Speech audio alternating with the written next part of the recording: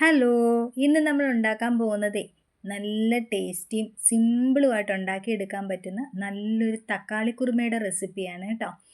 ഇത്രയും സിമ്പിളായിട്ട് നിങ്ങൾ ഒരിക്കൽ പോലും ഒരു കറിയും ഉണ്ടാക്കിയെടുത്തിട്ടുണ്ടാവില്ല കേട്ടോ. ടേസ്റ്റ് ആണെങ്കിൽ പറയാനേ പറ്റില്ല. ഇത്രയും ടേസ്റ്റോടുകൂടി ഒരു തക്കാളി കുറുമ നിങ്ങൾ മുമ്പ് കഴിച്ചിട്ടുണ്ടാവില്ല കേട്ടോ. അതേ കണക്ക് ടേസ്റ്റാണ്. ഇതിനുണ്ടാക്കാനായിട്ട് ഒരുപാട് ഇൻഗ്രീഡിയൻസ് ഒന്നും വേണ്ട. തക്കാളിയും സവാള ഉണ്ടെങ്കിൽ നമുക്ക് പെട്ടെന്ന് തന്നെ ഉണ്ടാക്കിയെടുക്കാൻ പറ്റുന്ന ഒരു സിമ്പിൾ റെസിപ്പിയാണിത് കേട്ടോ. എൻ്റെ ചാനൽ ആദ്യമായിട്ട് കാണുന്നവരാണെങ്കിൽ ഒന്ന് സബ്സ്ക്രൈബ് ചെയ്ത് സപ്പോർട്ട് ചെയ്യാൻ മറന്നുപോലെ. അതേ കണക്ക് തന്നെ നിങ്ങൾക്ക് വീഡിയോ ഇഷ്ടമായിട്ടുണ്ടെങ്കിൽ ഒരു ലൈക്കും കൂടെ തരാൻ മറന്നുകൊണ്ടേ. അപ്പോൾ നമുക്ക് റെസിപ്പിയിലേക്ക് പോയാലോ. ഞാനൊരു പാൻ അടുപ്പത്ത് വെച്ചിട്ടുണ്ട്. അതൊന്ന് ചൂടായി വരുമ്പോൾ നമുക്ക് വെളിച്ചെണ്ണയാണ് ഒഴിച്ചു കൊടുക്കുന്നത് കേട്ടോ. വെളിച്ചെണ്ണ ചൂടായി വരണേ. നന്നായിട്ട് ചൂടായി വരുന്നതിന് ശേഷം മാത്രമാണ് കടുക് ഇട്ട് കൊടുക്കേണ്ടത്. നന്നായിട്ട് ചൂടായി വരുമ്പോൾ ഞാൻ അര സ്പൂൺ കടുക് ഇട്ട് കൊടുത്തിട്ടുണ്ട് കേട്ടോ. ഇനി ഈ കടുകെല്ലാം നന്നായിട്ടൊന്ന് പൊട്ടി വരട്ടെ കേട്ടോ. കടുകെല്ലാം നന്നായിട്ട് പൊട്ടി വരുമ്പോൾ മാത്രമാണ് നമുക്ക് ബാക്കിയുള്ള കുറച്ച് സ്പൈസസ് ചേർത്ത് കൊടുക്കാനുണ്ട്. ഈ കറി നമ്മൾ എപ്പോഴും നല്ല വെളിച്ചെണ്ണയിൽ തയ്യാറാക്കുന്നതാണ് നല്ലത് കേട്ടോ. നല്ല നാടൻ വെളിച്ചെണ്ണയിൽ തയ്യാറാക്കുമ്പോഴാണ് ഈ കറിക്ക് കൂടുതൽ ടേസ്റ്റ് ഉണ്ടാവുന്നത് കേട്ടോ. അപ്പം നമ്മുടെ കടുവെല്ലാം പൊട്ടി വന്നിട്ടുണ്ട്. കടു പൊട്ടി വരുമ്പം നമുക്കിതിനകത്തോട്ട് ഒരു ചെറിയ കഷ്ണം കറുവപ്പട്ട ഇട്ട് കൊടുക്കാമേ. പിന്നെ 2 ഗ്രാമ്പുവാണ് ഞാൻ ഇട്ട് കൊടുത്തത്. പിന്നെ ഒരു ഏലയ്ക്ക, അത് ജസ്റ്റ് ഒന്ന് പൊട്ടിച്ച് ഇട്ട് കൊടുക്കണം. അതിൻ്റെ ഫ്ലേവർ എല്ലാം എണ്ണയ്ക്കകത്തോട്ട് ഇറങ്ങാൻ വേണ്ടിയാണ്. പിന്നെ ഒരു 3-4-5 അല്ലി വെളുത്തുള്ളിയും ഒരു ചെറിയ പീസ് ഇഞ്ചിയും ചതച്ചതാണ്. ഇങ്ങനെ ചതച്ച് തന്നെ ചേർക്കാൻ ശ്രമിക്കണം കേട്ടോ. നമ്മൾ പേസ്റ്റ് ചേർക്കരുത് കേട്ടോ ഈ കറിക്ക്. ഈ ഇഞ്ചിയും വെളുത്തുള്ളിയും എല്ലാം ഇതേ കണക്ക് തന്നെ കുത്തി ചതച്ചിടുന്നതാണ് ഈ കറിക്ക് ഒരു ഫ്ലേവർ കിട്ടുന്നത്, പേസ്റ്റിനേക്കാൾ നല്ലത്. ഇനി ഞാനൊരു സവാളയാണ് എടുത്തേക്കുന്നത്. ഒരു സവാള നല്ലപോലെ നീളത്തിലരിഞ്ഞ് 2 പച്ചമുളകുമാണ് എടുത്തേക്കുന്നത് കേട്ടോ. ഇനി ഈ സവാള ഒന്ന് നന്നായിട്ട് വാടിക്കിട്ടട്ടെ. വാടിക്കിട്ടണമെന്ന് പറയുമ്പോൾ നന്നായിട്ട് അങ്ങ് ബ്രൗൺ കളർ പോലെ വാടിയൊന്നും വരണ്ട. ജസ്റ്റ് ഒന്ന് നന്നായിട്ട് വാട്ടിയെടുത്താൽ മതി കേട്ടോ. ഇനിയാണെങ്കിൽ ഇതിനൊരു അരപ്പ് തയ്യാറാക്കണേ. ഒരു അര കപ്പ് തേങ്ങയാണ് ഞാൻ എടുത്തേക്കുന്നത്. ഇനി ഇതിനകത്തോട്ട് 1 സ്പൂൺ കുരുമുളകും ഇനി 1 സ്പൂൺ പെരിഞ്ജീരകമാണ് ചേർക്കുന്നത്. പെരിഞ്ജീരകം എന്ന് പറഞ്ഞാൽ വലിയ ജീരകം, അതാണ് ചേർത്തേക്കുന്നത്. ഇതിനകത്ത് വളരെ കുറച്ച് ഇൻഗ്രീഡിയൻസ് മതി കേട്ടോ. ഇനിയാണെങ്കിൽ കുറച്ച് കാഷ്നട്ടാണ്. ഇതാണെങ്കിൽ നമ്മളുടെ കറിക്ക് പ്രത്യേക ടേസ്റ്റ് തരും കേട്ടോ.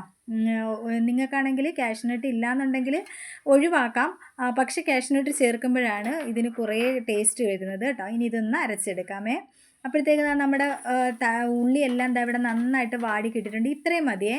ഒരുപാട് അങ്ങ് വാടി അങ്ങ് ചുമന്ന കളറൊന്നും ആവണ്ട, പെട്ടെന്ന് തന്നെ ആയിക്കിട്ടെ. ഇനി അരച്ച് നമുക്കുള്ള തേങ്ങയുടെ കൂട്ടും കൂടി ഇതിനകത്തോട്ട് ചേർത്ത് കൊടുത്ത് ആ ജാറിനകത്തോട്ട് നമ്മളുടെ ഗ്രേവിക്ക് ആവശ്യമുള്ള വെള്ളവും കൂടെ ചേർത്ത് കഴുകി ഒഴിച്ച് കൊടുക്കാം കേട്ടോ. ഈ സമയത്ത് നമുക്കുള്ള എത്രത്തോളം അളവിലാണോ കറി വേണ്ടുന്നത് അതിനനുസരിച്ച് ഗ്രേവിയല്ല വെള്ളം ചേർത്ത് കൊടുക്കണേ. ഇനി ഇതെല്ലാം കൂടെ നന്നായിട്ടൊന്ന് ഇളക്കി യോജിപ്പിച്ചെടുക്കണേ. ആ അരപ്പും നമ്മളുടെ ഉള്ളിയും എല്ലാം കൂടെ ഒന്ന് നന്നായിട്ട് ഇളക്കി യോജിപ്പിച്ച് ആവശ്യത്തിന് ഉപ്പ് കൂടെ ചേർത്ത് കൊടുക്കാവേ. ഈ സമയത്ത് നമുക്കുള്ള കറിക്ക് ആവശ്യമുള്ള ഉപ്പ് ഫുള്ളായിട്ട് ഇപ്പോഴാണ് ഞാൻ ചേർത്ത് കൊടുക്കുന്നത് കേട്ടോ.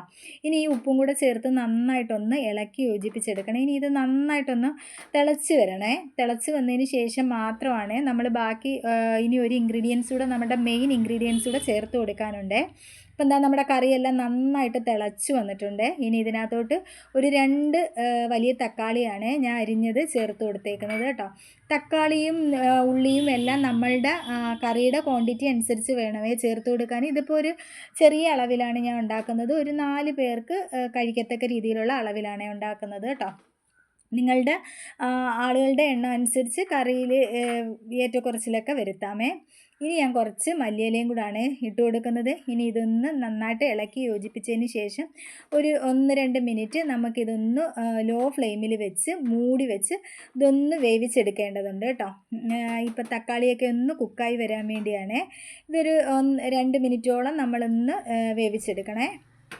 ഇപ്പം ഒരു 2 മിനിറ്റോളം കഴിഞ്ഞിട്ടുണ്ട്. നമ്മളുടെ കറിയൊക്കെ എണ്ണയൊക്കെ തെളിഞ്ഞ് നമ്മളുടെ തക്കാളിയൊക്കെ നന്നായിട്ട് വെന്തൊക്കെ കിട്ടിയിട്ടുണ്ട്. നമുക്ക് ആവശ്യത്തിന് കറി കുറുകിയും കിട്ടിയിട്ടുണ്ട് കേട്ടോ. ഈ ഒരു പരുവാകുമ്പോൾ നമുക്ക് തീ ഓഫ് ചെയ്ത് കൊടുക്കാം കേട്ടോ. നിങ്ങൾക്കാണെങ്കിൽ ഗ്രേവി തോനെ വേണമെന്നുണ്ടെങ്കിൽ നമ്മൾ ആദ്യം അരപ്പ് ചേർത്ത് കൊടുക്കുന്ന സമയത്ത് വെള്ളം ചേർത്ത് കൊടുക്കുക. ഈ സമയത്ത് ചേർത്ത് കൊടുക്കരുത് കേട്ടോ. അപ്പം എന്താ നമ്മളുടെ കറി ഇവിടെ റെഡി ആയിട്ടുണ്ട്. നമുക്ക് സെർവിങ് ചെയ്യുന്ന പാത്രത്തിനകത്തോട്ട് കറി മാറ്റി കൊടുക്കാമേ. ഇത്രയും സിമ്പിളാണ് ഈ കറി ഉണ്ടാക്കാൻ, വളരെ സിമ്പിളാണ്, പെട്ടെന്ന് തന്നെ ഉണ്ടാക്കിയെടുക്കാം. ഒരുപാട് ഇൻഗ്രീഡിയൻസ് ഒന്നും തന്നെ വേണ്ട കേട്ടോ. ഇപ്പം നോക്കിയേ, നമ്മുടെ കറി കാണാൻ എന്ത് ഭംഗിയാണെന്ന് നോക്കിയേ. അതേ കണക്ക് ടേസ്റ്റുമാണേ നമ്മുടെ കറിക്ക്. ഇതാണെങ്കിൽ ഒരുപാട് ഇൻഗ്രീഡിയൻസ് ഒന്നും വേണ്ടാത്തത് കൊണ്ട് സിമ്പിളായിട്ട് പെട്ടെന്ന് ഉണ്ടാക്കിയെടുക്കാൻ പറ്റും കേട്ടോ. അതേ കണക്ക് തന്നെ ഏത് ഡിഷിൻ്റെ കൂടെ ഇത് നല്ല കോമ്പിനേഷനാണ്. പൊറോട്ടയുടെ കൂടെ ആണെങ്കിലും, അപ്പം, പുട്ട്, ഇടിയപ്പം, എന്തിൻ്റെ കൂടെ ആണെങ്കിലും നല്ലൊരു കോമ്പിനേഷനാണ്. കറി കാണുമ്പം തന്നെ അറിയാം ഇതിൻ്റെ ടേസ്റ്റ് ഉണ്ടാവും. നല്ല കുറുകിയിരിക്കുന്ന കറിയാണ്. നിങ്ങൾക്ക് ഇത്രയും കുറുകണ്ട എന്നുണ്ടെന്നുണ്ടെങ്കിൽ ഇച്ചിരി വെള്ളം ചേർത്ത് ഇത്രയും അങ്ങ് വറ്റിച്ചെടുക്കാതിരുന്നാൽ മതി കേട്ടോ. അപ്പം എന്താണ്ട് നമ്മുടെ കറി ഇവിടെ റെഡി ആയിട്ടുണ്ട്. ഞാനിപ്പോൾ ഇത് സെർവ് ചെയ്യുന്നത് അപ്പത്തിൻ്റെ കൂടാണ്. നല്ല കോമ്പിനേഷനാണ്. അപ്പത്തിൻ്റെ കൂടെ ഒരു വട്ടമെങ്കിലും നിങ്ങളിതൊന്ന് ട്രൈ ചെയ്ത് നോക്കണം കേട്ടോ. ഇത്രയും സിമ്പിളല്ലേ. അപ്പോൾ ഒരു വട്ടമെങ്കിലും നിങ്ങളിതൊന്ന് ട്രൈ ചെയ്ത് നോക്കിയിട്ട് ഇതിൻ്റെ ഫീഡ്ബാക്ക് കമൻറ്റിലൂടെ രേഖപ്പെടുത്തണം കേട്ടോ. അപ്പോൾ അതൊക്കെ കാണുമ്പോഴാണ് നമുക്ക് വീണ്ടും വീണ്ടും പുതിയ പുതിയ റെസിപ്പീസൊക്കെ ഉണ്ടാക്കാനായിട്ട് ഒരു പ്രചോദനം ഉണ്ടാവുന്നത്. അപ്പം നിങ്ങളെല്ലാവരും ഈ കറിയൊക്കെ ഒന്ന് ട്രൈ ചെയ്ത് നോക്കിയിട്ട് ഫീഡ്ബാക്കൊക്കെ കമൻറ്റിലൂടെ രേഖപ്പെടുത്തണം. അത് കണക്ക് സബ്സ്ക്രൈബ് ചെയ്യാതെ കാണുന്നവരുണ്ടെങ്കിൽ ഒന്ന് സബ്സ്ക്രൈബ് ചെയ്ത് ആ ബെല്ലൈക്കൺ ഒന്ന് എനേബിളാക്കി ഓൾ എന്ന ഓപ്ഷനിലാക്കി വെക്കണം. പുതിയ വീഡിയോ ആയിട്ട് വീണ്ടും കാണാം. Tata, bye bye, see U.